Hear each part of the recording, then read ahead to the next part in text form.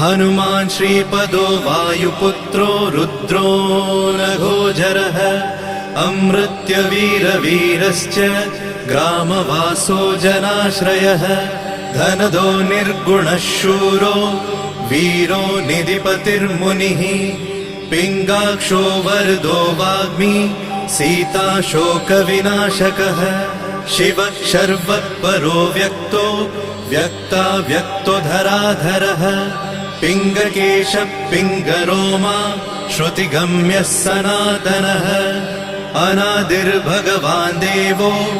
विश्वहेतुर्जनाश्रयः आरोग्यकर्ता विश्वेशो विश्वनाथो हरीश्वरः